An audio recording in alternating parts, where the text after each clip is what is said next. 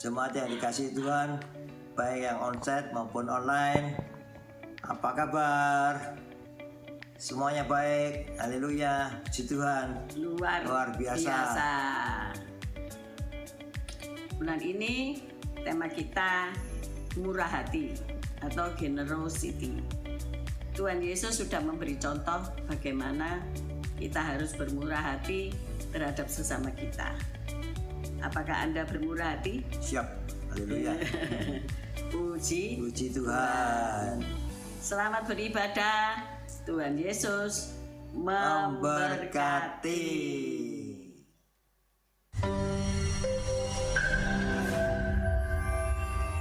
Shalom Bapak Ibu Saudara yang terkasih dalam Tuhan Yesus Kristus. Bagaimana kabarnya? Luar biasa pastinya. Kami mengundang Bapak Ibu untuk dapat mengikuti ibadah doa lawatan pada hari Kamis jam 7. Ibadah pada tanggal 20 April akan dilayani oleh Pendeta Yohanes Wewengkang. Kami mengundang Bapak Ibu untuk dapat mengikuti ibadah raya tanggal 23 April, ibadah raya pertama pukul 6.30 dan ibadah raya kedua pukul 9 akan dilayani oleh Pendeta Muda Henry Lee. Shalom teman-teman, jangan lupa mengikuti gereja anak setiap hari Minggu jam 9:30 di gereja. Dan jangan lupa mengikuti sekolah doa setiap hari Kamis jam 6 sore di gereja. God bless you. Shalom teman-teman, buat kalian yang merasa anak muda seperti kita, aku undang kalian untuk mengikuti Komsel Youth pada setiap hari Jumat jam 7 di gereja. Dan aku juga mengajak kalian untuk mengikuti ibadah Youth setiap hari Sabtu jam 5 sore di gereja. See you! Shalom, kami mengundang Bapak-Bapak GAP Manaim untuk mengikuti ibadah MMC setiap hari Jumat minggu ketiga jam 7 malam. Tuhan memberkati. Saudara juga dapat mendengarkan suara renungan gembala setiap hari dari hari Senin sampai Sabtu jam 6 pagi. Saudara dapat mendengarkannya di Instagram atau di Facebook. Shalom buat adik-adik dan teman-teman yang mau belajar baik drum juga keyboard, bisa langsung hadir setiap hari Minggu selesai pada siang jam 11 sampai jam 12 siang. Tuhan Yesus memberkati. Kami mengucapkan terima kasih untuk taburan Bapak Ibu melalui persembahan, diakonia, dan juga persepuluhan. Dan bagi Bapak Ibu yang rindu untuk menabur, dapat mentransferkan melalui rekening BCA yang tertera. Dan sekian pengumuman. Tuhan Yesus memberkati.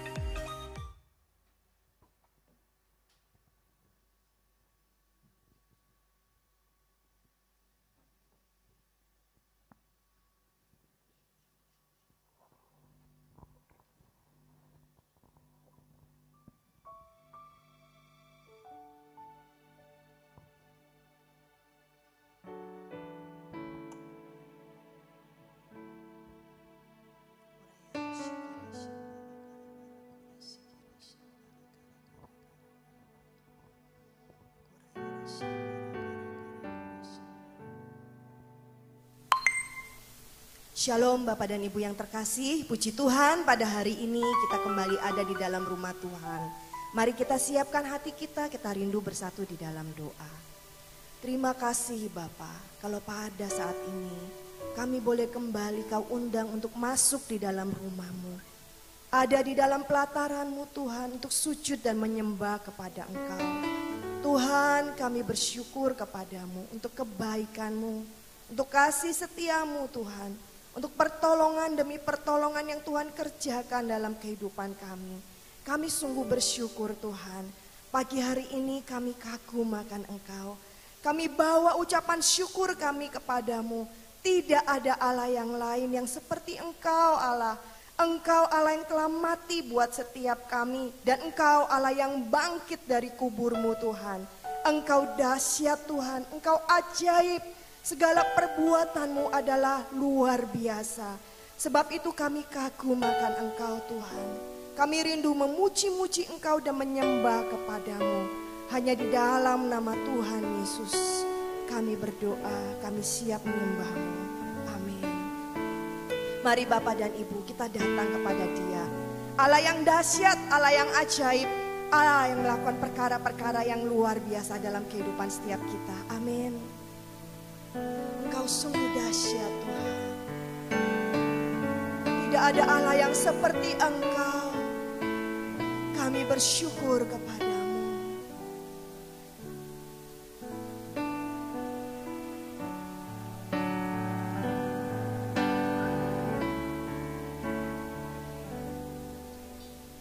Betapa dahsyat Engkau Tuhan, Pencipta segala yang ada, dulu, sekarang, sampai selamanya. Hanya Engkau Tuhan, tak terselami pikiranmu, tak terukur panjang setiamu, dulu, sekarang, sampai selamanya. Hanya Engkau Tuhan, ku sembah Engkau Yesus. Hanya Engkau Allah di hidupku, tiada yang lain Tuhan, tiada yang lain, hanya Kau, hanya Engkau Tuhan selamanya. Kau tetap Allah, walau dunia semua bergoncang, tak tergoyahkan. Kau tetap Allah. Engkau Allah kami Yesus. Haleluya.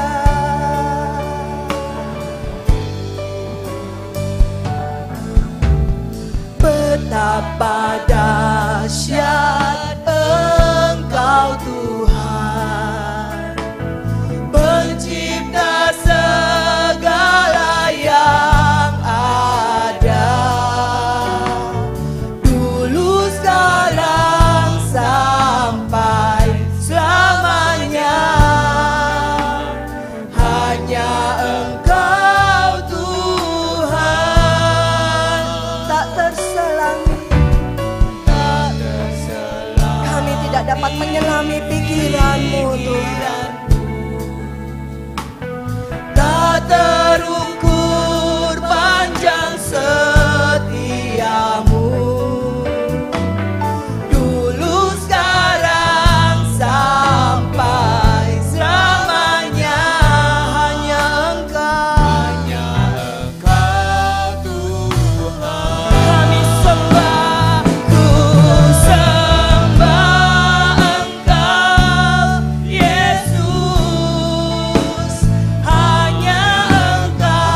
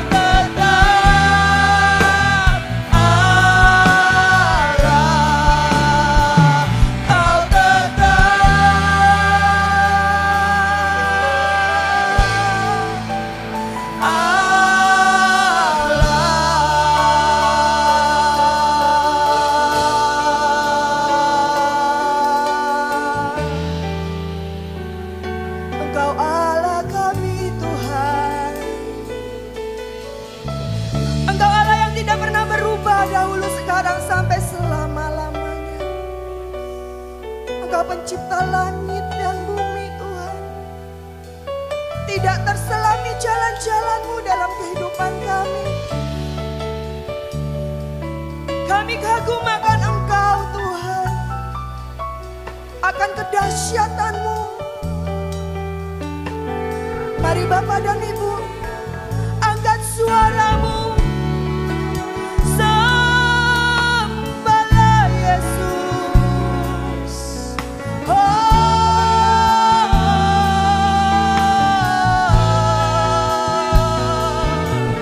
Kami menyembah-Mu Tuhan.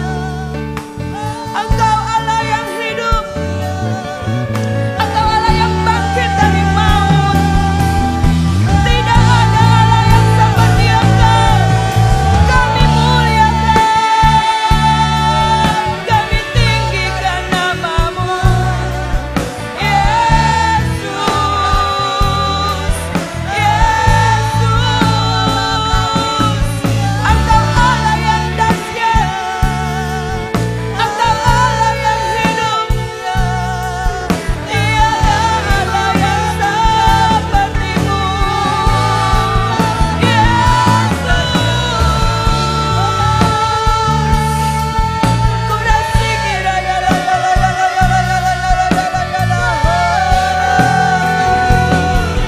kami menyembah-Mu.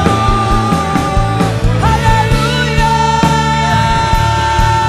haleluya.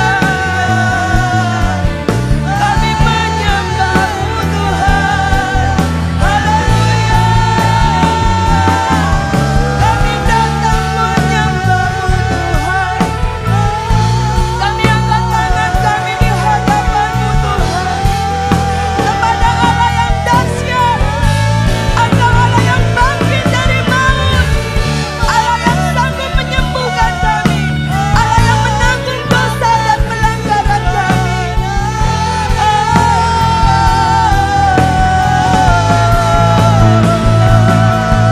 Haleluya,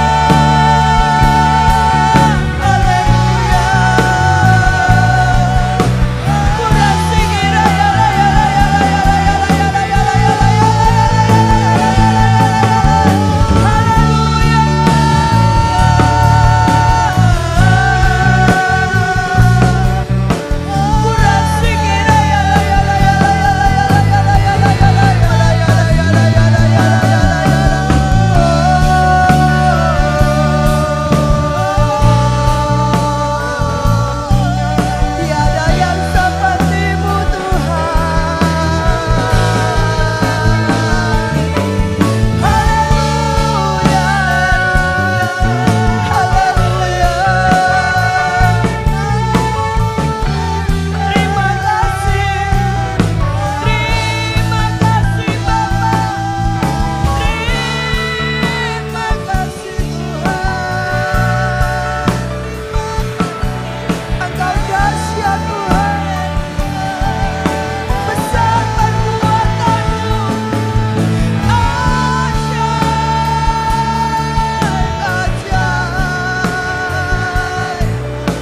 Kami bersyukur Tuhan. Pagi hari ini Tuhan, kami bawa ucapan syukur kami di hadapan-Mu. Tidak ada Allah yang seperti Engkau. Ku sembah Engkau, Yesus. Hanya Engkau. Mari kita sembah Dia Bapa dan Ibu. Allah di hidup. Katakan kepadanya, tidak ada yang lain Tuhan. Tiada yang lain, hanya Engkau, hanya Kau, hanya Engkau Tuhan selamanya. Kau tetap Allah.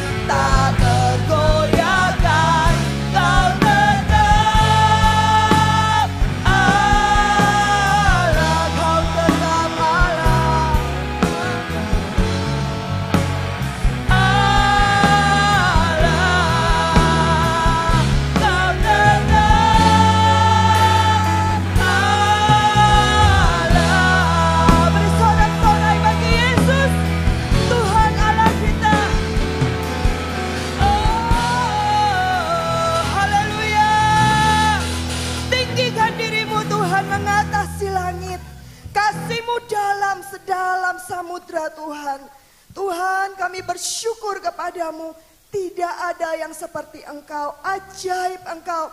Kami rindu mengeluh-elukan Engkau karena Engkau Allah yang dahsyat dalam kehidupan setiap kami. Saudara yang siap meninggikan Tuhan lebih lagi, bersama-sama kita katakan amin. Shalom, selamat pagi Bapak dan Ibu. Boleh tengok kanan kirinya, katakan luar biasa Allah kita.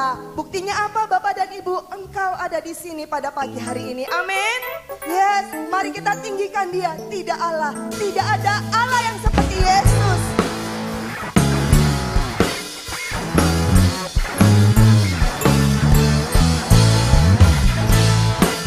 Mari kita bertepuk tangan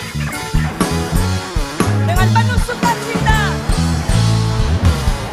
Tuhan pencipta langit bumi dengan kuat kuasa-Nya. Yes. Oh Tuhan pencipta langit bumi dengan kuat. Sama-sama katakan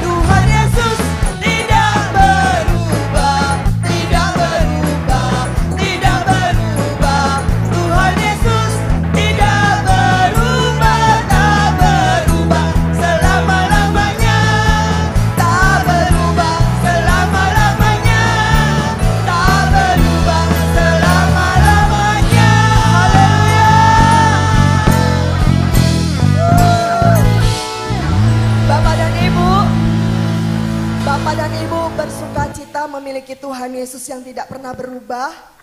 Amin. Dahulu kalau dia menyembuhkan, hari ini dia pun menyembuhkan.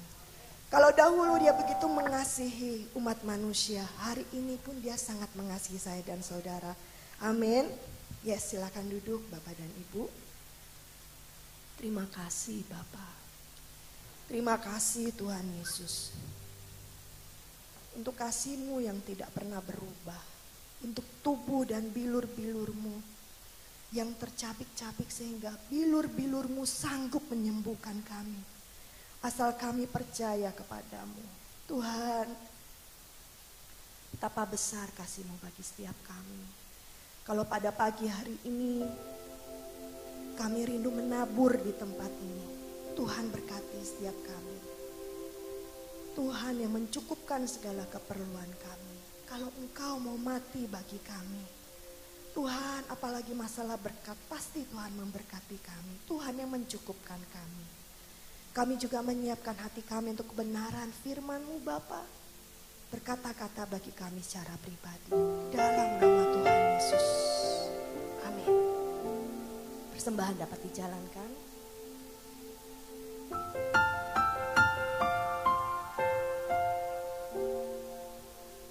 Sungguh besar pengorbananmu bagiku, terlalu dalam untuk dimengerti. Sungguh besar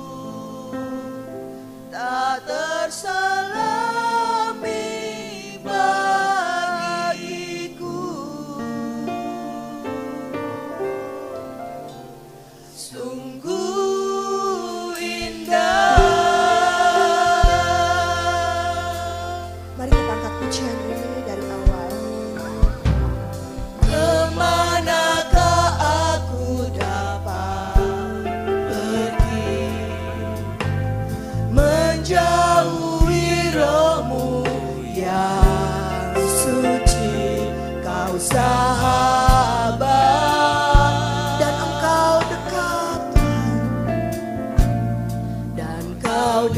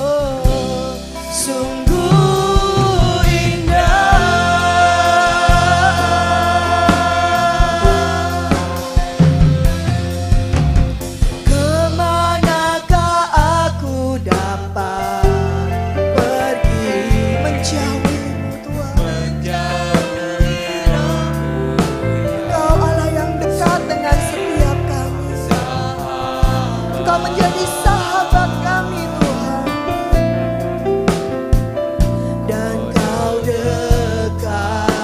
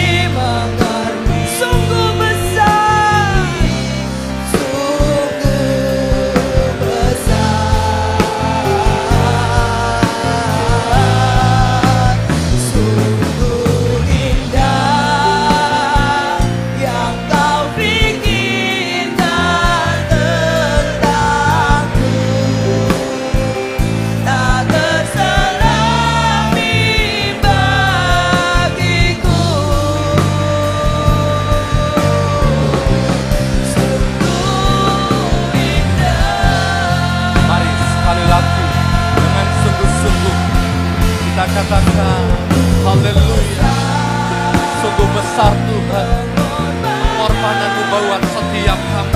Terima kasih. Haleluya.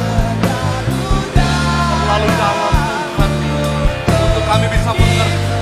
Tapi satu hal yang kami tahu, Engkau Bapa yang sayang sama kami.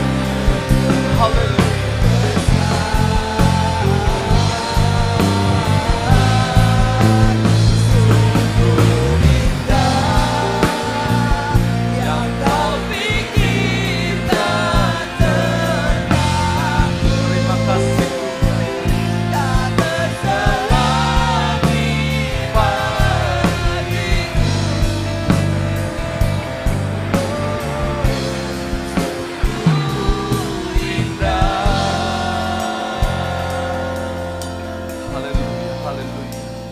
Terima kasih Tuhan buat pagi hari ini.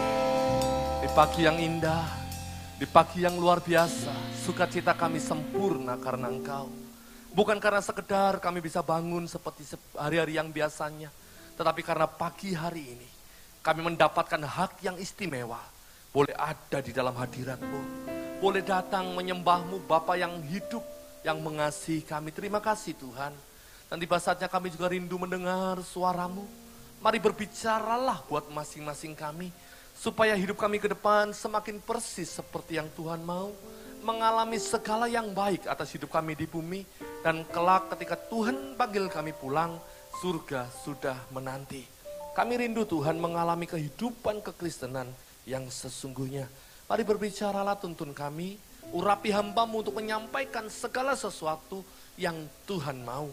Ambil alih waktu ini, manifestasikan Roh-Mu di tengah kami. Karena kami tahu Tuhan, Engkau mengasihi kami. Terima kasih Tuhan. Dalam nama Tuhan Yesus Kristus, kami siap untuk mendengar, kami siap untuk diberkati. Haleluya. Amin. Puji Tuhan. Silahkan duduk. Haleluya. Shalom. Apa kabar semua? Luar biasa ya, puji Tuhan. Sukacita tersendiri kalau pagi hari ini kembali saya boleh ada di tempat ini untuk boleh sama-sama menyembah Tuhan, dan lebih dari itu untuk mendapatkan tuntunan Tuhan untuk hari kita ke depan. Puji Tuhan Bapak Ibu.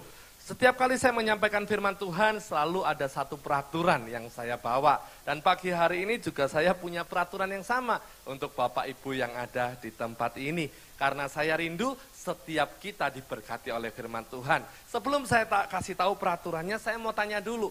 Bapak Ibu rindu diberkati firman Tuhan? Amin. Rindu benar-benar mengalami firman Tuhan? Amin. Maka satu peraturannya, dimanapun saya khotbah, saya selalu membawa peraturan ini. Jangan ngantuk selama saya tidur.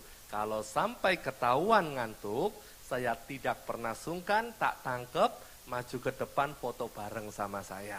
Dan setelah itu saya kirim ke tim multimedia saya, tidak nunggu lama-lama, engkau pasti viral.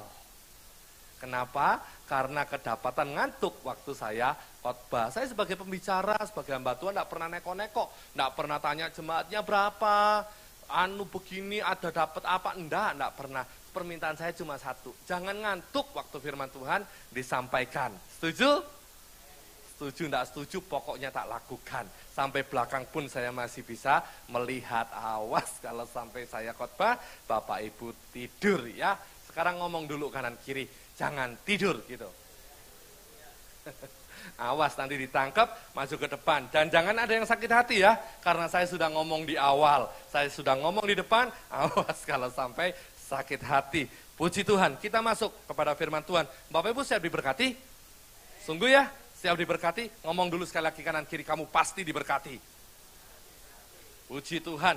Haleluya. Kita masuk firman Tuhan. Bapak Ibu yang dikasihi Tuhan, saya mau memberikan satu statement awal yang luar biasa, yang sering kali orang Kristen tidak mendapatkannya.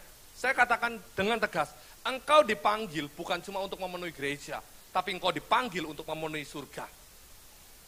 Yang amin masih sedikit, saya ulang sekali lagi. Engkau dipanggil bukan cuma untuk memenuhi gereja, tetapi engkau dipanggil untuk memenuhi surga. Sampai setiap kita hidup layak dan berkenan, ketika kita dipanggil pulang, surga sudah menanti kita. Yesus sebagai mempelai pria, dia sudah sangat sukacita menunggu kita. Dan dia akan katakan, engkau hambaku yang kukasihi, kepadamulah aku berkenan dan engkau mempelai wanitaku kepadamu. Aku menaruhkan semua hidupku, kata Tuhan. Hati dan cintanya Tuhan diberikan semua untuk manusia, untuk engkau dan saya. Tetapi hari-hari ini Bapak Ibu perlu diketahui, ada banyak orang Kristen yang hidupnya masih biasa-biasa saja. Belum layak untuk jadi mempelai. Saya katakan sekali lagi, masih banyak yang biasa-biasa, masih banyak yang suam-suam kuku. Jadi pagi ini Tuhan mau mengingatkan kepada kita untuk kita bisa introspeksi. Kita bisa bercermin, sudah layakkah kita untuk menjadi sang mempelainya? Sekarang saya tanya, yang punya anak saja. Misalnya kita punya anak laki-laki atau perempuan lah. Kita tanya sama anak kita, mungkin usianya 25, 26. Nih, kamu sudah masuk umur 25. Sudah waktunya kamu mulai memikirkan tentang pernikahan. Mungkin tahun ini atau tahun depan kamu menikah nih. 25, 26 cukuplah untuk perempuan untuk mulai membangun rumah tangga. Tolong kasih tahu papa, siapa calonmu? Dan saya percaya sebagai orang tua yang baik, tidak serta-merta mengizinkan anak kita untuk menikah. Yang penting kan kamu perempuan, Tony, yang penting kamu dapat laki-laki, papa pasti restui. Kan enggak mungkin juga begitu kan? Ketika anak kita yang perempuan ini membawa pacarnya, membawa calonnya yang mau ditunjukkan kepada kita sebagai papa, otomatis waktu ditunjukkan, saya akan tanya, kamu anaknya siapa? Sekolah di mana? Usaha atau kerja? Kalau usaha, usaha apa? Kalau kerja, kamu kerjanya di mana? Akan ada banyak pertanyaan yang pasti saya tanyakan kepada calon dari anak saya. Nggak mentang-mentang anak saya perempuan, terus tiba-tiba saya ngomong, wis pokoknya kamu laki-laki toh, ya sudah nikah besok. Kan nggak mungkin semudah itu. Dari sini kita belajar bahwa orang tua saja yang di dunia penuh kelemahan dan kekurangan, yang tidak bisa 100% menjamin anak saya sempurna, saya masih punya standar untuk menikahkan anak saya dengan pasangannya. Dengar baik, apalagi Bapak yang di surga. Ketika Bapak mau menikahkan Yesus dengan manusia, tentu dia juga punya standar, tentu dia juga punya kriteria. Nggak moro-moro kita Kristen, nggak tiba-tiba karena setiap minggu ibadah, tiba-tiba layak untuk jadi mempelainya Yesus, nanti dulu. Setuju nggak Bapak Ibu? Lihat dulu ibadahnya motivasinya apa. Lihat dulu engkau ibadah karena apa. Tapi Tuhan, aku bukan cuma ibadah loh, aku pelayanan. Loh, pelayananmu juga karena apa? Apakah orang pasti dengan pelayanan berkenan? Belum tentu. Saya kasih kabar sukacita untuk semua kita. Mau kita pelayanan, mau enggak pelayanan, kalau kita sungguh-sungguh kita layak jadi mempelainya Tuhan. Tetapi sekalipun saya gembala, dengan sekarang 2 gereja yang sudah saya layani, kalau motivasi saya salah, kalau kesombongan terus-menerus ada, kalau saya tidak bisa mengayomi, melindungi, mendoakan mereka, saya tidak bisa jadi teladan untuk domba-domba yang saya layani, saya tidak akan sampai ke surga sekalipun saya gembala. Orang boleh lihat saya keren. Orang boleh lihat saya hebat. Di usia yang muda, punya 2 gereja dengan banyak jemaat. Orang bisa kagum, keren ya, hebat ya. Nanti dulu. Motivasinya apa? Tujuan saya pelayanan apa? Cari uang? Kepuasan pribadi? Kebesaran nama? Atau benar-benar pengabdian untuk domba-domba yang saya layani?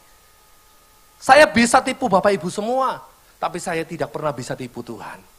Setuju enggak Bapak Ibu? Dan saya contohkan yang paling adil lah, saya sendiri lah. Anggap saya gembala, kan memang saya gembala, pasti layak? Belum tentu. Jadi pagi hari ini Tuhan mau mengingatkan kepada setiap kita, masing-masing pribadi, tolong introspeksi diri. Ketika firman disampaikan, jangan bilang, nyoh, denger no buat kamu. Loh, lihat, dengar buat kamu. Bukan. Tapi waktu firman ini disampaikan, aku sudah dengar firman, kamu lihatan hidupku. Saksenono ya, aku mau nurut sama firman. Kamu saksinya. Itu yang keren. Setuju enggak Bapak Ibu? Bukan firman buat kamu ya, kamu berubah. Bukan. Tapi firman buat saya, kamu lihat, saya akan belajar untuk berubah. Setuju? Kembali ke firman. Kalau engkau benar-benar mau jadi mempelainya Kristus, hidupmu harus berubah. Harus dipenuhi oleh Sang Kristus itu sendiri. Roh Kudus harus ada dalam hidup kita. Kalau enggak, kita enggak akan mampu.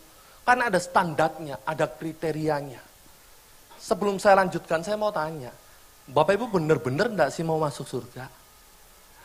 Benar-benar mau jadi mempelai Kristus? Mau hidup selama-lamanya dengan Bapak di kekekalan nanti? Karena kita tidak akan hidup selamanya di dunia. Sehebat apapun kita sekarang, sekaya apapun kita sekarang, atau apapun lah yang indah-indah yang ada di dalam hidup kita sekarang, itu cuma sementara. Alkitab ngomong cuma 70 atau 80 tahun, lebih dari itu cuma penderitaan. Ada banyak orang kaya yang umurnya 90 tetap minta mati. Kaya raya. Bahkan kaya raya banget. Tahu artinya? Banget, pokoknya. Umurnya 93 minta mati. Kekayaannya bisa apa? Nggak bisa apa-apa. Dia punya Alphard mungkin 7. Dia punya helipad, punya helikopter. Tinggal telepon helikopternya pasti datang. Tapi buat apa? Umur 93, kemana-mana didorong pakai kursi roda. Setiap 1 jam dibantu oksigen 10 menit. Nanti dilepas lagi, nanti 1 jam lagi dibantu oksigen 10 menit lagi. Nanti dilepas lagi, 1 jam kemudian dibantu oksigen 10 menit lagi. Buat apa? Ujung-ujungnya minta mati kan? Kaya raya, banget kaya rayanya. Makanya penting sekali Bapak Ibu, ayo kita sadari yuk. Kerja penting, keluarga penting, cari uang penting. Semua yang duniawi juga penting, karena kita masih hidup di dunia. Kita masih punya hobi penting. Sahabat penting. Sahabat juga kita harus punya waktu untuk mereka. Tetapi jangan pernah lupakan yang paling utama. Untuk kita bisa selalu dekat dengan Tuhan dan hidup sesuai firman. Makanya sekali lagi sebelum saya bukakan ayat, benar-benar mau hidup di surga? Tanya dulu kanan kiri, kamu mau enggak ke surga?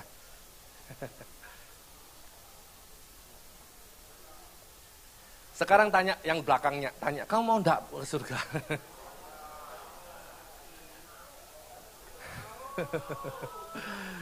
Saya yakin semua kita kalau ditanya mau enggak ke surga, jawabannya pasti mau. Tapi, bercermin diri yuk, sudah pantas belum saya ada di surga? Sudah memenuhi kriteria belum saya untuk sampai di sana? Karena ternyata ke surga bukan sekedar modal mau. Bukan cuma Tuhan tanya, kamu pingin? Ya Tuhan pingin, terus selesai perkaranya. Enggak semudah itu. Benar-benar ada tahapan, ada proses, dan ada pembuktian yang harus kita buktikan kalau kita memang mengarah ke sana. Saya jadi tertantang. Ayo yang bawa KTP, angkat KTP-nya. Saya jadi tiba-tiba ingat ini. Tertantang nih. Nah KTP, ayo dicek agamanya kita di KTP apa? Sudah Kristen semua atau masih ada yang non-Kristen? Kalau yang ada non-Kristen enggak apa-apa, enggak masalah. KTP tidak menjamin kita surga. KTP Kristen semua, saya juga Kristen. Malah ada pendetanya ini. Sudah? Ngomong sama-sama saya, angkat KTP-nya. Kalau KTP ku Kristen, bareng-bareng. Kalau KTP ku Kristen, mulutku harus Kristen. Pikiranku harus Kristen, hatiku harus Kristen. Amin. Sekali lagi ya, kalau KTP ku Kristen, mulutku harus Kristen. Pikiranku harus Kristen, hatiku harus Kristen. Amin. Masukkan dulu daripada hilang, nanti saya jelaskan. Karena kadang-kadang orang itu retorika, KTP-nya Kristen, tapi mulutnya binatang semua. KTP-nya Kristen, tapi mulutnya lebih garang dari knalpotnya motor yang gede itu yang brang, lebih garang dari itu. Padahal Kristen KTP-nya, tapi mulutnya keras, Bapak Ibu, ngeri. Beneran. KTP-nya Kristen, tapi mulutnya lebih tajam dari silet yang merek paling terkenal. Silet cuma melukai tangan. Mulut kita melukai hati sampai 7 keturunan, ndak lupa tuh lukanya. Padahal KTP-nya Kristen, mulutnya kasarnya minta ampun, tajam banget. Masa begitu? KTP-nya Kristen, pikirannya, rencana-rencananya, rancangannya jahat. Ini usaha enaknya apa ya, ditutup ya. Yang sana saingan saya dibantai ya. Itu pekerja itu cari muka biar turun itu, dikeluarkan begini begitu. Rancangannya jahat. Hatinya pahit minta ampun. Padahal kalau KTP-nya Kristen, hatinya harusnya sukacita. Kalau KTP-nya Kristen, hatinya harusnya baik. Kalau KTP-nya Kristen, hatinya harusnya bisa mengasihi. Tidak malah pahit, dendam, luka, segala yang buruk ada di sini. Jangan Bapak Ibu, orang yang begitu, tolong berhenti.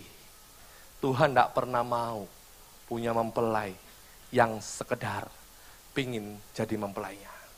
Yang cuma mau ngomong jadi mempelainya. Matius 7 kan, bukan setiap orang yang berseru kepadaku Tuhan, Tuhan. Bukan yang mengadakan mujizat, ngusir setan, menyembuhkan orang sakit. Bukan cuma hamba Tuhan ternyata. Tapi yang melakukan kehendak Bapa yang sampai di surga. Untuk itu pagi hari ini, ada 3 kriteria yang Tuhan mau ada dalam hidup kita. Untuk kita bisa menjadi mempelainya. Kita buka dulu Kisah Rasul 1 ayat 8. 25 menit lagi kita selesai. Saya usahakan selesai 7.45, sudah selesai semua. Kisah Rasul 1 ayat yang ke-8 dikatakan demikian. Tetapi kamu akan menerima kuasa kalau Roh Kudus turun ke atas kamu. Dan kamu akan menjadi saksiku di Yerusalem dan di seluruh Yudea dan Samaria sampai ke ujung bumi. Dikatakan dengan jelas, kita akan benar-benar bisa menjadi saksi Tuhan, memenuhi kriteria surga kalau kita penuh Roh Kudus. Tanpa penuh Roh Kudus, kita tidak akan mampu untuk bisa memenuhi kriteria surga. Tanpa penuh Roh Kudus, kita tidak akan bisa mengerjakan apa yang menjadi standar utamanya. Karena kemampuan manusia terbatas. Bolehlah untuk momen-momen tertentu kita bisa mengerjakannya. Tetapi di momen yang lain kita akan gagal melakukan. Kenapa? Karena tidak penuh Roh Kudus. Kisah Rasul 1 ayat 8 jelas sekali kamu akan terima kuasa kalau Roh Kudus turun.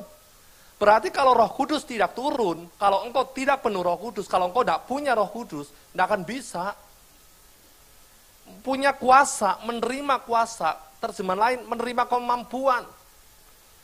Memiliki kemampuan untuk kita bisa mengerjakan apa yang Tuhan mau. Jadi yang terutama di dalam kekristenan seharusnya mengejar keintiman dengan Tuhan. Membangun hubungan yang baik dengan Bapa. Sampai benar-benar Roh Kudus betah tinggal dalam hidup kita. Karena siapa yang ada di dalam hidup kita, itu pasti menentukan apa yang ada di dalam hidup kita. Saya kasih contoh yang seringkali saya juga bagikan. Di dalam rumah kita ini ada siapa, itu menentukan keberadaan rumah kita. Contoh ya, misalnya ini rumah saya nih ya, segini. Siapa yang ada di dalamnya pasti menentukan keberadaannya. Kalau yang di dalamnya orang kaya, orang yang punya banyak uang, begitu datang ke sini, pasti hidupnya berubah, rumah saya berubah. Contoh misalnya Pak Gembala datang ke rumah saya. Rumahnya beliau mau direnovasi, mungkin 1 lantai jadi 2 lantai, atau mungkin sekarang sudah 2 lantai jadi 3 lantai, butuh waktu 6 bulan untuk renovasi. Terus Pak Gembala bilang, Pak Doni, daripada saya tinggal di hotel, saya boleh ya, dalam 6-7 bulan ini, saya tinggal di rumahnya Pak Doni. Loh kenapa Pak? Iya rumah saya mau dibangun, kurang lebih 6-7 bulan. Boleh ya? Oh iya Pak silakan, tapi rumah saya sederhana. Oh enggak apa-apa Pak. Loh Bapak kok enggak ke jemaat saja? Jangan Pak nanti merepotkan. Biarkan kami sesama gembala saja ya Pak, minta tolong. Oh enggak apa-apa Pak, oke kalau gitu tinggallah di rumah saya. Begitu beliau ada di rumah saya, 1, 2, 3 hari, beliau pasti akan menilai kondisi rumah saya. Begitu ada di kamar saya, misalnya spring bednya sudah mulai keras. Atos bahasa Jawanya. Ya kan, otomatis beliau ngomong, Pak sakit Pak badan saya, kasurnya keras. Tolong Pak gantian, ini Pak uangnya. Pasti kan akan dikasih uang kan. Pak kamarnya kok enggak ada TV-nya, masa saya mau lihat TV keluar Pak? Males Pak, saya sudah capek, kerja sudah capek di toko. Saya kalau pinginnya kalau di kamar tuh ada TV, jadi kalau sebelum saya tidur saya tinggal lihat TV di kamar. Nih Pak, tolong belikan TV-nya. Mau makan, biasanya cuma meja saya misalnya 4 kursi. Karena ada beliau, Pak masa 4 lah, saya makan di mana? Ganti Pak mejanya, jadi yang 8 kursi ya, supaya saya bisa makan sama-sama sama Bapak. Otomatis beliau akan mendandani rumah saya. Catnya jangan ini Pak, enggak selera saya, gantiin ya Pak di cat. Berubah rumah saya karena ada orang yang diberkati, orang kaya yang tinggal dalam rumah saya. Tapi sebaliknya, kalau yang di rumah saya itu mencuri, maling bahasa Perancisnya, nggak usah nunggu 6 bulan. 3 hari saja maling tinggal di rumah saya, hilang semua rumah saya. TV habis, kulkas pindah, sepeda motor nggak ada, habis. Kenapa? Maling yang ada di rumah saya. Bahaya. Dan mungkin salah-salah, kalau maling benar-benar ada di rumah saya, mungkin bukan cuma harta benda yang habis. Mungkin sertifikat apa semua jadi habis, ludes semua. Pencuri ada di dalam rumah saya, hilang semua rumah saya. Yang di dalam sini juga sama. Mau Yesus, Roh Kudus, atau iblis. Cuma 2 pilihan kan? Kalau tidak Tuhan, hantu. Kalau tidak Yesus, setan. Nah, seperti analogi tadi, ketika Yesus datang, dia memberikan kuasa untuk kita memenuhi standar surga. Ketika Roh Kudus masuk, kita punya kuasa kemampuan yang ilahi, modal untuk kita bisa melakukan pekerjaannya, untuk jadi saksi. Tapi begitu setan yang masuk, hilang semua. Sampai sini bisa dipahami? Penting sekali orang Kristen, bukan cuma retorika. Bagaimana caranya? Banyak doa di rumah. Ibadah jangan bolong. Itu dulu, itu syarat yang paling umum, yang paling gampang, yang paling mudah. Nggak usah ngomong yang muluk-muluk, mau jadi martir, nggak usah muluk-muluk, mau begini begitu. Kalau ibadahmu pun masih bolong-bolong setiap minggunya. Nggak mungkin bisa yang lebih dari itu kalau ibadah saja masih bolong-bolong. Nggak mungkin bisa milih Yesus, mati, atau murtad baru hidup. Aku pasti mati, milih Yesus. Belum tentu. Kalau doa setiap pagi pun engkau masih nggak bisa. Karena ini syarat yang paling gampang yang bisa kita lakukan. Dan pagi hari ini Tuhan mengingatkan, kalau benar-benar mau jadi mempelaiku, ada syaratnya loh. Beneran. Kalau mau benar-benar jadi mempelaiku, kata Tuhan, enggak cuma modal mau, bukan cuma modal yes, amin. Tapi benar-benar harus ada bukti nyata dalam kehidupan. Apa buktinya? Menjadi saksi dari Yerusalem, Yudea, Samaria sampai ke ujung bumi. Harus jadi saksi. Baru layak menjadi mempelai Kristus. Saksinya tentu saksi yang sesuai firman. Tindakan-tindakan kita mencerminkan Kristus. Perbuatan kita, perkataan kita, pikiran kita, hati kita harus selaras sama Tuhan. Kalau tidak begitu, percuma seperti Matius 7 ayat 21 sampai 23. Sekalipun kita berseru-seru memanggil namanya Tuhan, Tuhan. Sekalipun kita pelayanan dahsyat luar biasa dan penuh tanda-tanda mujizat, tapi tanpa melakukan kehendak Bapa, tidak layak sampai surga. Kehendak Bapa apa? Kita jadi saksi, mencerminkan Kristus dalam kehidupan sehari-hari. Ada 3 nih yang Tuhan mau kita kerjakan. Yang pertama, Tuhan mau kita hidup dalam pertobatan. Ada 3 P yang Tuhan mau kalau engkau benar-benar mau jadi mempelainya Tuhan. P yang pertama, pertobatan. Pertobatan itu menjadi sesuatu yang paling prinsip, yang paling utama, yang paling awal untuk membangun jalan kekristenanmu dalam Tuhan.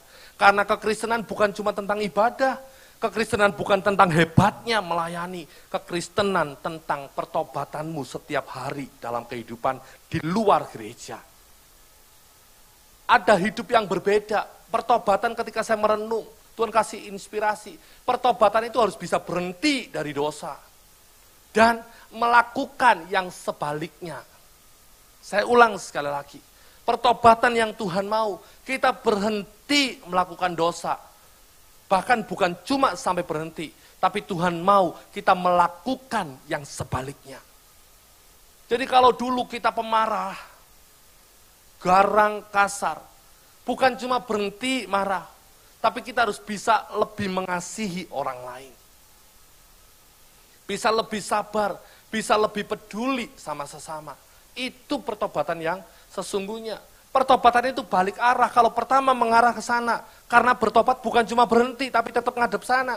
Kalau bertobat berhenti, ya balik arah. Mulai melangkah, hal yang berbeda. Kalau dulu pelitnya minta ampun, sekarang belajarlah berbagi. Kalau dulu kata-katanya kasar dan kotor, sekarang ucapkanlah berkat. Dan ketika engkau melakukan ini, orang di sekitarmu akan mulai kaget, lalu kagum, lalu ngikut. Kaget dulu, kok beda ya? Ngimpi apa orang ini? Tapi karena konsisten, mulai kagum memang beda. Karena konsisten, bukan cuma kagum, aku ikut Mulai ada keteladanan. Itu pertobatan, dan orang Kristen tanpa pertobatan, sehebat apapun dia di mimbarnya, gugur Bapak Ibu. Setinggi apapun jabatannya, gugur Bapak Ibu.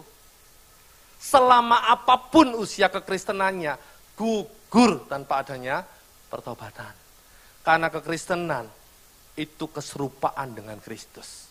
Ada pertobatan, ada pembaharuan karakter, ada beda gaya hidup. Manusia yang lama ditinggalkan, kecenderungan dosa berhenti, mulai mengejar kekudusan, mulai mengejar karakter Kristus. Ada kasih, ada damai sejahtera, ada sukacita, ada kesabaran, ada kelemah lembutan, ada kesetiaan, ada kebaikan, sampai kepada penguasaan diri, terus keluar dan konsisten. Jadi kita harus bertobat untuk sampai ke surga.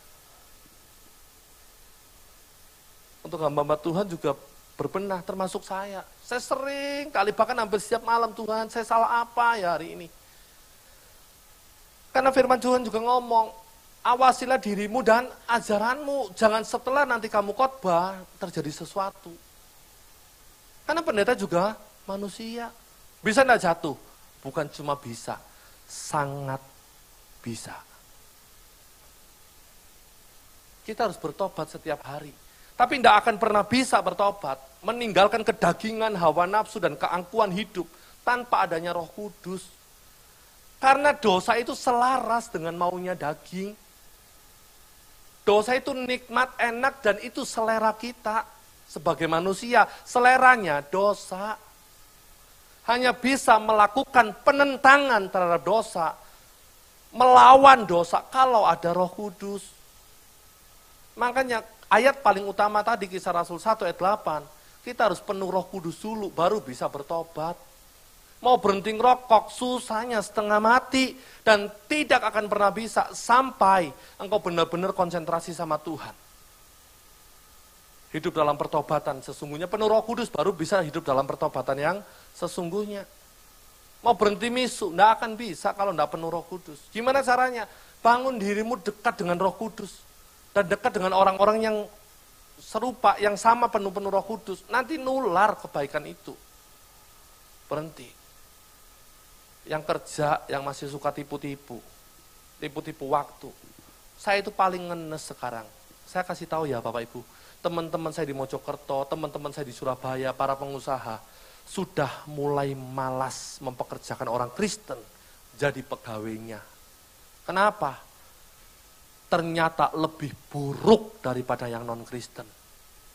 Non-Kristen lebih tahu diri, non-Kristen lebih gampang diatur, non-Kristen tidak bolosan. Kita ada KPK jam 7 malam di tempatnya Ibu A. Padahal bukan di rumahnya dia, di rumahnya Ibu A. Dia izinnya jam 1 siang. Bos, kamu kan Kristen, aku nanti sore ada KPK, aku izin ya, pulang jam berapa? Jam 1, padahal KPK-nya jam 7. Pelayanan enggak. Tuan rumah bukan, ya kan? KPK-nya juga jam 7 malam, izinnya jam 1 siang. Ngeri loh orang-orang Kristen sekarang. Korupsi ikut, bolos waktu ikut, yang negatif-negatif ikut, nanti begitu dimarahi, jahat bosku. Kristen kok koyo ngono. Loh, bukan salah bosnya, kamunya yang tidak sesuai dengan peraturan. Perusahaan itu sekarang sedang bersaing sedemikian rupa. Kalau kitanya sebagai pegawai tidak membantu bos, tidak totalitas, tidak punya dedikasi, ya bangkrut bosnya. Makanya orang-orang Kristen, teman-teman saya yang pengusaha, mulai males mempekerjakan orang Kristen. Angel tuturane, lek dituturi ngelekno. Wong Kristen kok koyo ngono, jahat. Tidak introspeksi diri, malah nyalahkan bosnya. Kayak gitu mau masuk surga. Kira-kira layakkah? Yang pelayanan juga begitu. Nggak cuma bisa pakai dasi, nggak cuma bisa pakai jas. Hatimu di lampu merah, ketika dipotong mobilmu, ketika engkau dilukai orang, ketika ada sesuatu proses yang datang, pertobatan yang keluar, atau manusia lama yang keluar.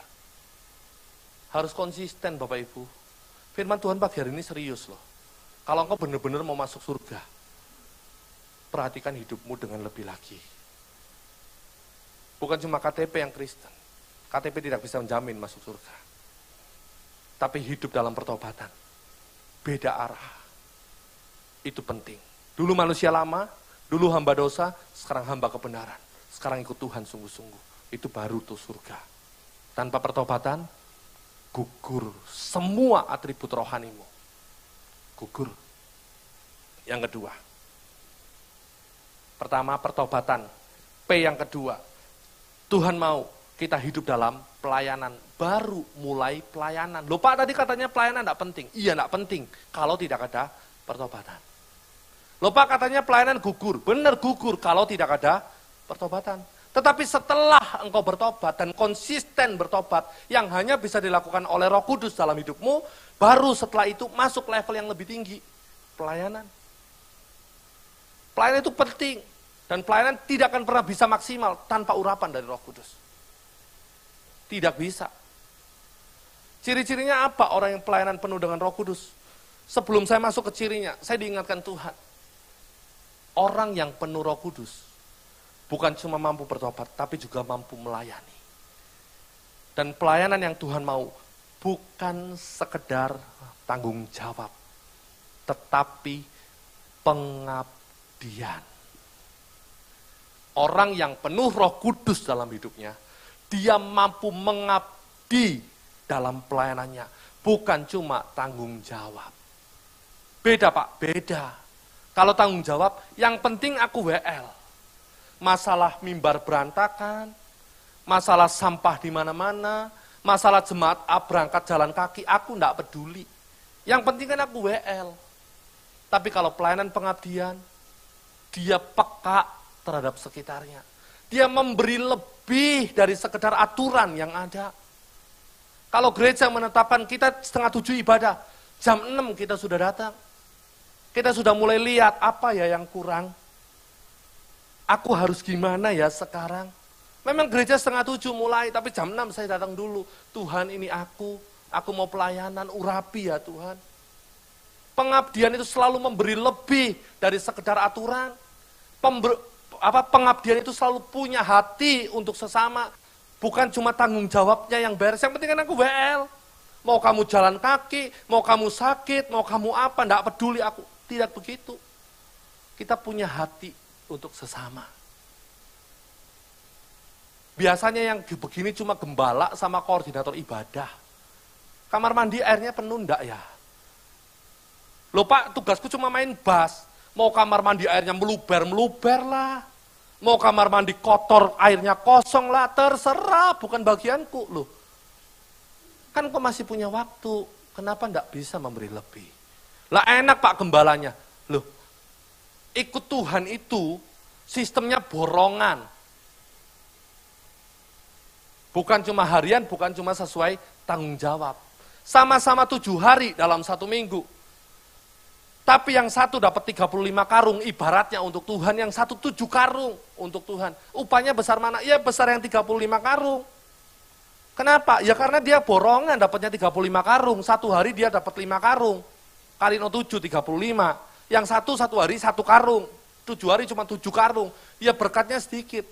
Terus mulai ngomong, iya ancene anak gembala, anak kesayangan. Bukan itu.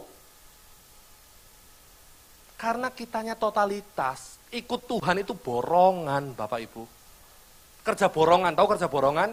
Siapa yang hasilnya lebih banyak, siapa yang lebih totalitas, siapa yang lebih sepenuh hati, itu pasti terima lebih. Dan hanya bisa terjadi kalau penuh Roh Kudus. Kalau enggak ada Roh Kudus, Semua akan dilakukan hanya sebatas tanggung jawab, dan kalaupun itu bisa dilanggar, cari-cari celah untuk melanggar. Mumpung rek gurung ono Pak Gem, mumpung rek gurung ono Bu Gem, aku tak ngelimput titik gak apa-apa.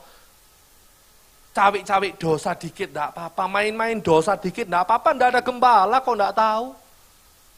Tapi orang yang penuh Roh Kudus, dia akan mengerjakan semuanya dengan tanggung jawab. Tadi pagi saya jam 5 sudah berangkat, jam 6 saya sudah di depan. Nunggu di mobil.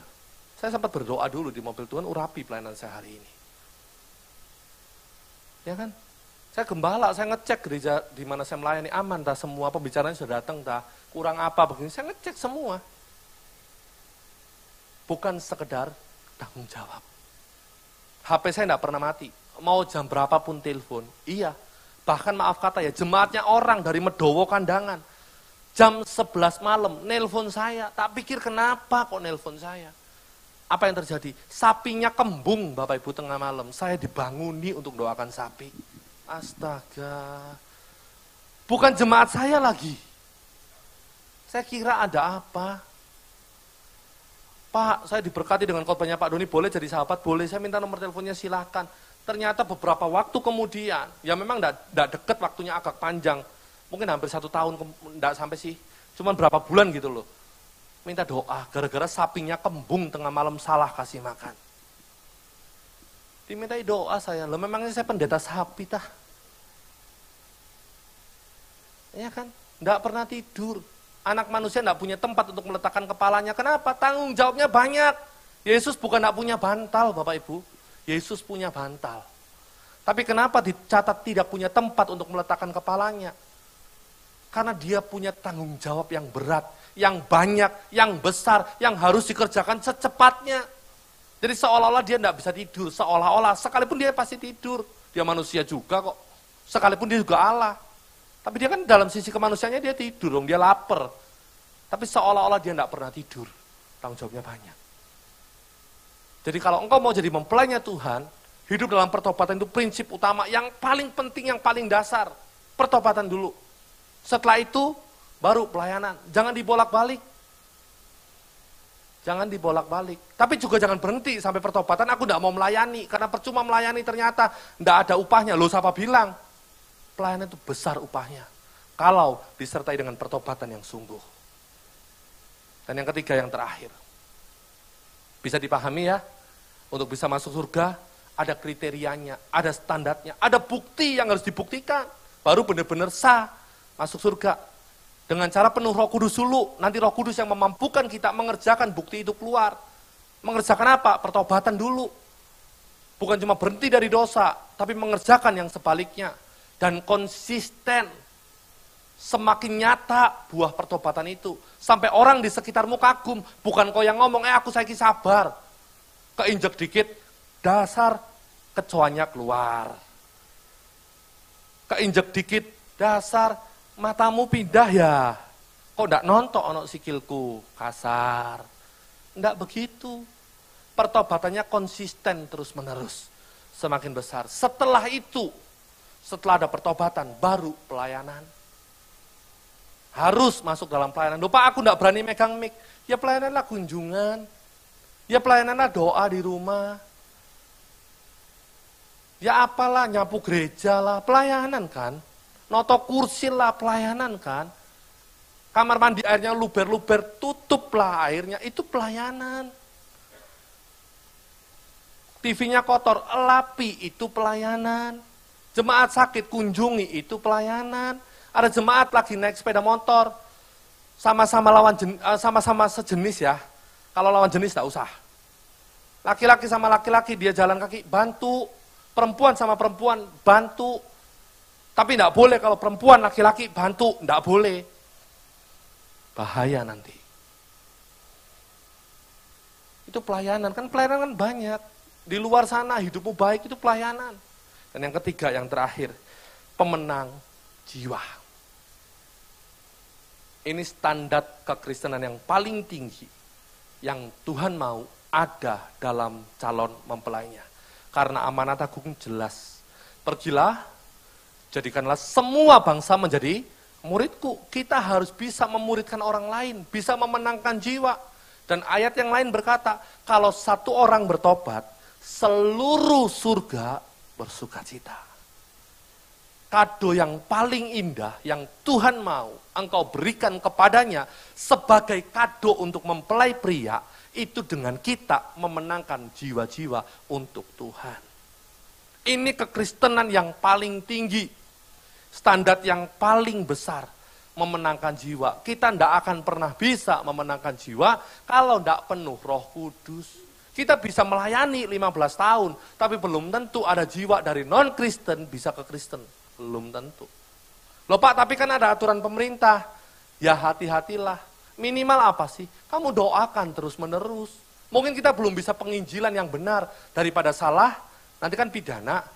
Tapi kan kita bisa berdoa, Tuhan aku mau tetanggaku 2 rumah dari saya, Tuhan Bapak Ibu A, Tuhan tolong, selamatkan, Tuhan tolong, selamatkan, doakan terus.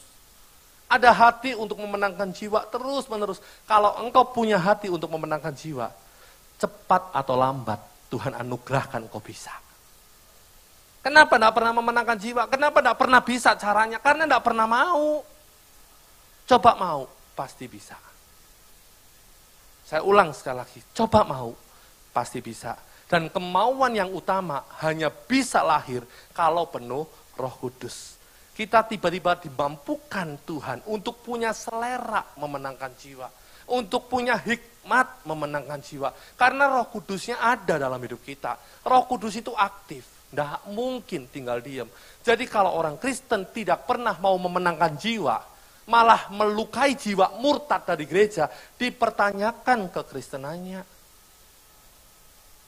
Ada Roh Kudus? Enggak. Bukan pindah dari gereja lain, pindah ke sini. Juga bukan berarti itu juga pasti salah, tidak bicara tentang benar salah saya. Saya lebih menekankan kepada lebih baik cari yang non-Kristen dari Kristen. Mulai dari mana? Keluargamu lebih dulu, kan aman kalau keluarga. Ya kan, dari keluarga dulu pasti mungkin ada lah. Coba cek, minimal doa lah maksimalkan. Orang yang memenangkan jiwa, itu menyukakan hati Tuhan. Karena Tuhan itu sedang gelisah hari ini. Resah dan gelisah di surga. Waktunya semakin mepet, masalah semakin banyak, jiwa-jiwa belum dimenangkan, malah yang Kristen banyak yang mundur. Iya apa iya Bapak Ibu? Dulu sebelum pandemi, Kristen pasti datang hari Minggu di gereja. Sekarang setelah pandemi, Kristen ngantri di kamar, buka YouTube masing-masing. Kita pilih, gereja ini, pendeta A, oh enggak enak. Pendeta B, kurang. Pendeta C, nah ini lucu nih, aku mau lihat yang C saja. Lihat YouTube kan? Tidak bisa begitu. Kekristenan bukan cuma nonton ibadah. Kekristenan adalah hadir dalam ibadah, melibatkan diri dalam persekutuan dengan orang-orang percaya yang lain. Ada sentuhan emosional terhadap sesama dan ada sentuhan kasih dengan Bapa di surga. Itu penting salib itu. Loh Pak, tapi saya konsentrasi. Mungkin iyalah konsentrasi. Tapi kan sentuhanmu dengan sesama tidak ada. Tetap harus ke gereja. Penting sekali dan memenangkan jiwa. Jadi kesimpulannya, Bapak Ibu, sekali lagi ya, Tuhan tuh sayang loh sama engkau semua. Dan engkau hari ini dipanggil, bukan cuma untuk memenuhi tempat ini Bapak Ibu. Engkau kalau hari ini ada, Tuhan punya maksud yang utama, membuat engkau sampai kepada surga, untuk memenuhi surganya. Tetapi Tuhan punya kriteria, punya syarat dan standar. Yang hanya bisa dipenuhi kalau kita penuh Roh Kudus. Standarnya apa? Buktinya apa? Kita harus melakukan 3P, pertobatan yang terus-menerus. Karena surga tidak mungkin menerima orang yang tidak se-DNA. Surga tidak mungkin menerima karakter lain selain karakter yang seperti Kristus. Dan karakter yang seperti Kristus hanya ada di dalam orang-orang yang penuh Roh Kudus, yang hidupnya bertobat setiap hari. Metanoia, pertobatan yang terus menerus. Berhenti dengan pertobatan belum. Setelah bertobat sungguh-sungguh dan konsisten, lanjut tahap yang kedua. Ada pelayanan yang kita lakukan dengan pengabdian, bukan cuma tanggung Jawab. Melakukannya dengan sukacita, bukan dengan sungut-sungut. Melakukannya dengan sukarela, bukan dengan berbantah-bantah. Dan melakukannya dengan segera, bukan nanti. Tuhan, kalau saya tua. Berapa banyak orang, aku mau pelayanan kalau nanti aku tua. Waktu remaja saya tanya, kenapa kamu enggak pelayanan? Saya masih malu kok, saya masih muda. Nah terus, nanti ya aku tunggu saya nikah, kalau saya dewasa saya mau pelayanan. Setelah nikah, kamu sudah dewasa kan, sudah pelayanan kan, ayo sudah nikah kan, sudah punya anak kan, ayo sekarang pelayanan ya kan kamu sudah dewasa. Nanti dulu kok anak saya repot, saya masih dewasa, nantilah kalau saya tua, nanti saya siapkan waktu untuk Tuhan. Begitu tua, nanti saya tanya lagi, kamu kan sudah tua atau sekarang? Ayo pelayanan, enggak wis kok isin aku wis tuwa kok pelayanan sing nom-nom ae lho kok pelayanan. Terus karepmu ya apa? Selalu punya alasan untuk menolak pelayanan. Kenapa enggak penuh Roh Kudus? Orang penuh Roh Kudus pasti memberi sesuatu buat Tuhan. Dan setelah pelayanan yang didasari pertobatan bukan sekedar pelayanan, tapi dasarnya pertobatan masuk level yang terakhir.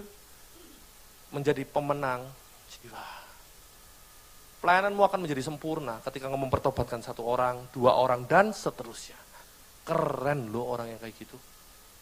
Tapi kan saya bukan pendeta loh, memangnya pendeta yang cuma bisa memenangkan jiwa? Enggak, semua orang bisa, kalau mau. Dan bagaimana mau? Kejar Roh Kudus nanti bisa. Makanya tetaplah kekristenan itu enggak bisa lepas dari yang namanya Roh Kudus. Kalau engkau penuh Roh Kudus, engkau pasti jadi pemenang jiwa. Ya kan? Jadi pemenang jiwa. Saya akhiri dengan satu kesaksian. Saya dulu pernah punya 1 orang tua angkat, 2-3 menit terakhir, yang sangat kolot Bapak Ibu. Kolot banget dengan agamanya yang lama. Orang dari Cungko asli. Kolot sekali, amit-amit di kolotnya. Orang kaya, orang tua, orang kolot. Bisa dibayangkan betapa susahnya dimenangkan. Semua orang nyerbu dia untuk ngajak ke gereja. Nggak ada yang bisa. Saya enggak mau ngomong kekristenan, percuma bagi saya, buang-buang waktu. Saya diam aja, tak cueki, padahal dia satu rumah loh sama saya. Sampai dia mikir-mikir sendiri, kok ono ya pendeta modelnya koyong ini, katanya gitu. Loh kenapa? Di mana-mana orang ngajak saya ke gereja, kamu yang pendeta malah diem. Enggak pernah ngajak saya ke gereja. Saya tanya, saya malah balik tanya, buat apa ngajak Encim ke gereja? Enggak bakal mau Encim ngajak ke gereja, buang-buang waktu saya. Saya tambah gitu kan loh, sungguhan. Tapi itu strategi Bapak Ibu. Sudah jalan, 1 tahun, lewat, saya mulai ngomong. Cim, sama Cik Yong, sini loh duduk. Aku mau ngomong nih sekarang. Cim, Cik Yong, ini kan hari Sabtu nih, malam ya, besok Minggu. Saya ngomong sekali, pertama dan terakhir Cim. Cim kan percaya toh kalau orang habis mati, begitu mati kan harus ada yang mendoakan. Karena kan di dalam kematian kan katanya gelap. Jalannya sempit dan lain sebagainya, wis ngeri lah pokoknya Cim. Iya bener, harus ada yang mendoakan. Sekarang saya tanya sama Encim sama Cik Yong, kalau misalnya satu waktu nanti Encim mati, Cik Yong mati, siapa yang mau mendoakan? Ya kamu lah, doakannya pakai apa Cim? Ya pakai ajaran agama yang mana? Ya agamamu, ya beda toh Cim caranya. Ya pakai agamanya Cim, ya enggak bisa toh Cim, aku enggak pernah ikut agamanya Encim. Gini loh Cim, kalau Encim mau, besok pagi aku ke gereja ikut aku. Nanti kapanpun Encim mati, tak jamin begitu engkau tutup mata, aku tak sembayang Cim buat Encim. Tak anterno jalan hidupmu sampai ke surga sana. Padahal kan harusnya enggak boleh kan, orang mati bukan orang matinya yang didoakan kan, begitu mati kan selesai kan, cuma ini strategi saja untuk ngakali dia. Tambah tak takut-takuti, kalau Encim mau ikut saya enggak mau doakan, terserah Encim jalan dewi. Nanti Encim mati, gelap, nabrak-nabrak, enggak tahu sampai mana, gak ngerti aku Cim. Urusanmu dewi loh Cim. Sama saya enggak angel-angel Cim. Saya enggak ngomong, enggak ngajak Encim ke gereja, enggak. Saya cuma ngomong kalau Encim mati sama siapa, kalau Cik Yong mati sama siapa. Ketakutan, wis gini ya pokoknya ya, aku enggak ngomong panjang-panjang. Kalau mau benar-benar didoakan, besok ikut aku ke gereja. Aku kan pendeta toh Cim, doaku lebih manjur daripada didoakan umat. Tak bilang gitu, tak bodohi gitu wis. Besok ke gereja ya. Kalau enggak mau, enggak bakal aku ngomong lagi. Wes, mikiro ya Cim, saya masuk kamar, saya sembayang loh. Tuhan, tolong Tuhan, menangno dia Tuhan. Menangno. Pagi-pagi saya jam 4 bangun, dia sudah mandi. Loh Cim ngapain mandi pagi-pagi? Aku kata melok kon, ndek endi? gereja. Sungguh Jim, iya aku melok, aku wedi, matiku gak ono sing ngeterno katanya gitu. Iya sudah, bener ya Jim, bener, sungguh, iya. Mau ya, mau. Ya sudah, ayo mandi. Apa? Ayo berangkat. Berangkat, jadi jam 5:50 kami berangkat. Perjalanan ke gereja. Dimenangkan dua-duanya. 2 bulan kemudian, Jim, orang itu kotor, surga itu bersih. Jim lihat orang mau masuk agama sebelah, harus cuci-cuci toh, harus bersih-bersih toh. Di surga juga harus begitu Jim, harus bersih-bersih. Jim lo kotor, mau bersihkan? Mau. Yang kotor lo, mau dibersihkan? Mau. Mandi ya? Ya mandi. Baptis Bapak Ibu. Biar bersih. Dimenangkan kan? Setelah dibaptis saya baru ngajar. Jim gini loh Jim, orang kalau sudah meninggal itu sudah jadi bagiannya Tuhan. Nggak ada jalan panjang yang harus ditempuh, nggak ada. Yang ada, kalau engkau percaya Yesus Jim, begitu merem, seketika tek buka langsung ketemu Yesus Jim. Nggak ada jalan panjang begitu, harus didoakan, diantarkan, nggak ada Jim. Dan orang kalau sudah mati nggak bisa didoakan lagi. Kalau sudah neraka ya neraka Jim, kalau surga ya surga. Begitu mati, tek sudah. Nggak ada doa apapun dan seperti apapun yang bisa mengubah. Lah kamu berarti dulu bohongi aku, nggak bohongi. Encim tak beneri dulu paradigmanya. Pola pikirnya encim ben ngerti. Oh ngono ya, yakin ya kamu. Loh firman kok yang ngomong pokoknya encim merem, buka langsung ketemu Yesus Jim. Nggak perlu doa begini begitu. Ya wis lengono. Aku wis layak ya. Layak encim sudah dibaptis kok. Sudah dibaptis kan bersih kan. Baru mulai diajar. Dari situ kesimpulannya apa sih? Kalau kita mau, kita punya cara untuk bisa memenangkan orang. Masalahnya enggak mau. Ayo Bapak Ibu, semua yang di tempat ini jadi pemenang jiwa. Desember penuh tempatnya, mau ibadah pagi, mau ibadah siang, mau ibadah sore, mau ibadah apapun, penuh. Kenapa? Pemenang jiwa kan? Kenapa di tempat saya penuh sampai 2 gereja? Karena setiap orang tak motivasi, menang no jiwa. Hanya menangkan jiwa kan? Coba jangan bawa yang gereja lain ya, enggak boleh. Enggak boleh. Kalau yang Kristen online-an, yang itu tarik wis. Tapi yang masih ibadah di tempat lain jangan dibawa. Enggak boleh. Ya, itu saja yang bisa saya sampaikan. Saya berharap setiap kita melakukan 3P. Pertobatan, pelayanan, dan pemenang jiwa. Engkau pasti sampai di surga. Amin. Tuhan Yesus memberkati. Mari berdiri, kita berdoa bersama-sama. Haleluya. Haleluya, haleluya. Tuhan Yesus terima kasih. Kami sudah mendengar firman-Mu. Biar apa yang hamba sampaikan, yang hamba dapat dari perenungan dan doa hamba kepada Tuhan, boleh benar-benar bisa diterima oleh umat-Mu di tempat ini. Menyadarkan setiap kami, termasuk menyadarkan hamba-Mu juga, bahwa ternyata masuk surga tidak semudah yang kami kira. Ada syarat dan kriteria yang harus kami kerjakan, untuk kita boleh layak Tuhan untuk sampai di sana. Dan ada tugas yang harus kami buktikan untuk kami bisa memenuhi panggilan itu.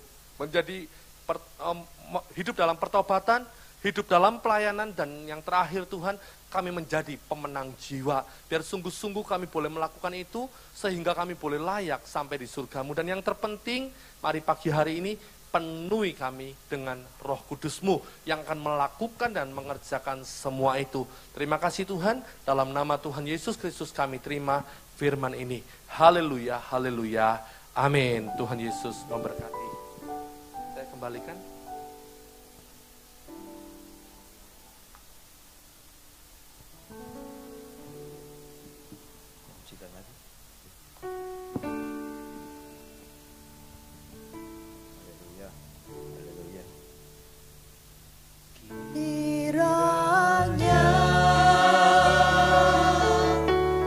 Memberkati aku berlimpah-limpah.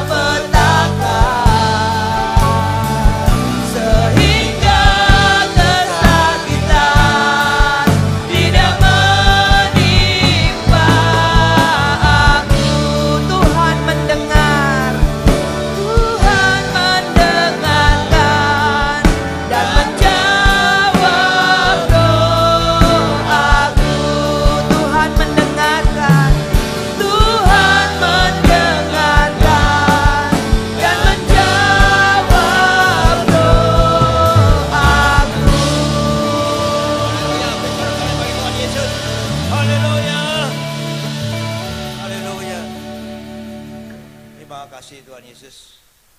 Kebenaran firman-Mu sudah kami dengarkan, kami terima, dan Kau berikan iman yang kuat bagi kami untuk kami dapat melakukan firman-Mu dalam kehidupan kami ya Tuhan Yesus. Firman-Mu sudah disampaikan dengan benar oleh Pastor Doni Effendi. Kau memberkati anak-Mu ini, pakai anak-Mu ini, hamba-Mu ini lebih lagi dalam melayani Engkau Tuhan Yesus. Kau berkati pelayanannya, Kau berkati domba-domba yang digembalakannya, Kau memberkati keluarganya, Kau berkati usahanya, apapun yang dia usahakan menjadi berhasil dan beruntung. Terima kasih Tuhan Yesus, haleluya. Syukur hanya bagimu Yesus. Dan Kau juga memberkati seluruh jemaat yang hadir, yang sakit disembuhkan, yang kekurangan diberikan kelimpahan. Di dalam pekerjaan hamba-hamba-Mu diberkati, dimenangkan, berhasil, beruntung. Terima kasih Tuhan Yesus, sehingga tidak kekurangan sesuatu apapun kami dalam kehidupan kami Tuhan Yesus. Karena kami bersama Engkau Yesus, dan kami melakukan 3P: pertobatan, pelayanan, pemenangan jiwa. Sehingga gereja ini, gereja-Mu ini penuh sesak dengan umat-Mu ya Tuhan Yesus. Terima kasih Tuhan. Kau kirimkan domba-domba baru, jemaat-jemaat baru di gereja-Mu ini, dan kami siap melayani mereka. Terima kasih Tuhan Yesus. Haleluya. Puji Tuhan. Syukur hanya bagi-Mu Yesus. Haleluya. Puji Tuhan. Mari angkat kedua tangan, tengadahkan kepala, pandang Yesus. Temukan senyumnya yang luar biasa bagi-Mu, karena Dia begitu mengasihi Engkau. Terima kasih Yesus. Haleluya. Puji Tuhan. Tuhan memberkati Engkau, Tuhan melindungi Engkau, Tuhan menyinari Engkau dengan wajah-Nya dan memberikan Engkau kasih karunia. Tuhan menghadapkan wajah-Nya kepadamu dan memberikan Engkau damai sejahtera. Terimalah berkat dari Allah Bapa, Putra, Kudus, berkat kasih, sukacita, damai sejahtera, mulai pagi hari ini sampai Maranatha Tuhan Yesus datang kedua kalinya, bahkan sampai selama-lamanya. Mari yang sudah menerima berkat Tuhan katakan bersama, amin. Tuhan Yesus memberkati. Haleluya. Haleluya.